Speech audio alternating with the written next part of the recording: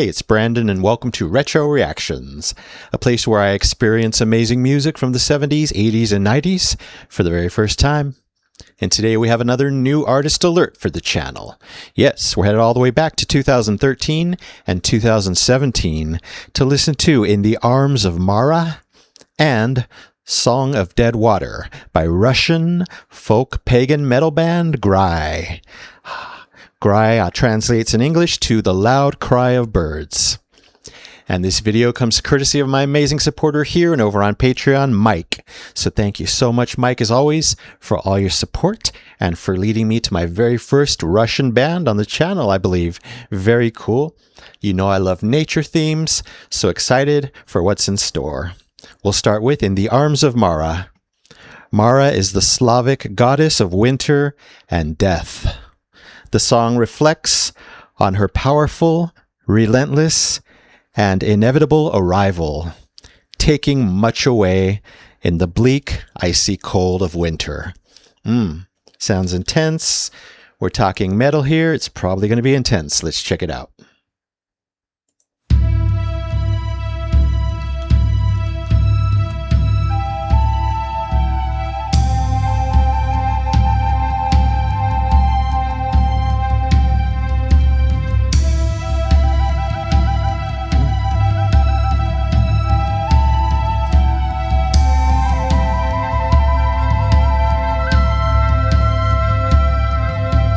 Белая зима.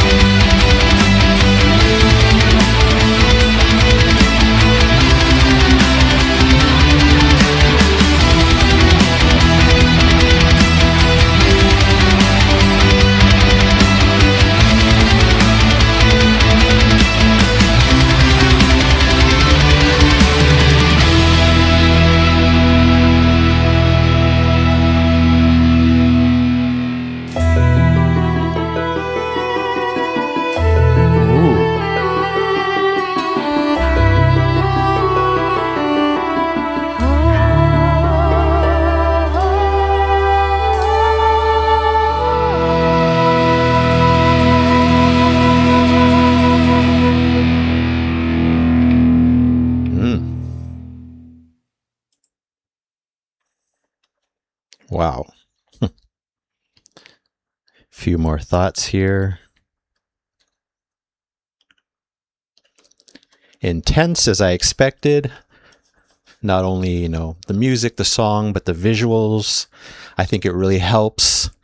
It's a little harder because I'm not used to it, but it helps to experience a song like this for the first time. With the visuals, just makes it a more complete experience. Usually I'm evoking things in my own brain and my imagination when I hear a lot of songs, but when it's presented to you the way the band wants it to, just makes it all the more poignant, meaningful, and the truth, their truth is right there in front of me. Love that. So let's see, back to the beginning. I love that we get the woodwinds. I don't know if there was one or two. I think I might have just seen one. Starting off the journey, sounding so beautiful.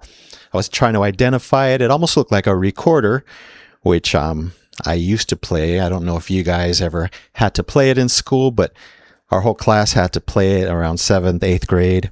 Anyway, so that was cool. It sounded beautiful. Then I see multiple ladies singing, sounding beautiful together. I see a violin. Yes, yes, of course, I'm going to light up. Then this harsh, crunchy electric guitar comes in to bring all the power to the song. Very nice, very expected in a metal song. I really did enjoy the back and forth in the video between the cinematic story being told out in the snow, and then cutting back to being able to watch the band perform back and forth. That was really cool. Also, like I said, a cool contrast between the powerful metal guitar vibes and the more gentle, traditional folk wind and violin just dancing together in such an interesting way. That's probably what sets this band apart. Folk, pagan, metal. Haven't heard much of that, I'm sure, so love that mixture. We get that lovely folk breakdown. Very cool. Was savoring that section. I thought it was the last soft section we were going to get. No, but they treated me at the end. Great storytelling in the video as well. I knew what it was about, thank God. Obviously, Mara being represented by the blonde lady in the snow, coming to take the friend. So it all made sense to me thanks to a little bit of research. Wow. And then a nice surprise when they cut to the band playing, performing. It started snowing where they were at. I don't know if they were indoors or outdoors, but that was very cool. It's only the second time ever that I think I've seen a band performing in snow. The first one being The Cure. Their video for Pictures of You, they performed the whole thing in a blizzard. It's very cool. So that reminded me of that, which is a great thing. Wow. Anyway, they gave me that special, gentle ending. We come down, we wind down. It's almost like, the man in the cinematic story dies, accepts his fate. She takes him away to wherever. Resignation, it's calm. That's what the ending reminded me of, besides all the gentle sonic beauty. Again, great back and forths. I'll judge the song and the video together, and they're getting the Epic Platinum Record Award. Yes, for In the Arms of Mara. Wow, great stuff. Let's see what the next one's about. Song of Dead Water. What a title.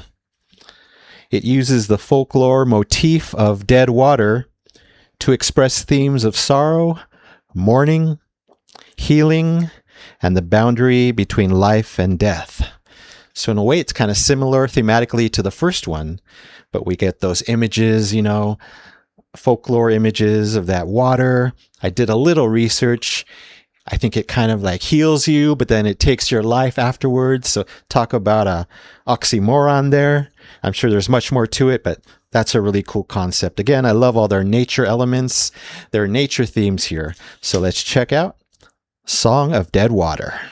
Oh, and I should mention, this is obviously a live performance, as you're about to see, performed somewhere in Moscow. The singer's name is Irina, and the wind instrumentalist is Alia. Let's go.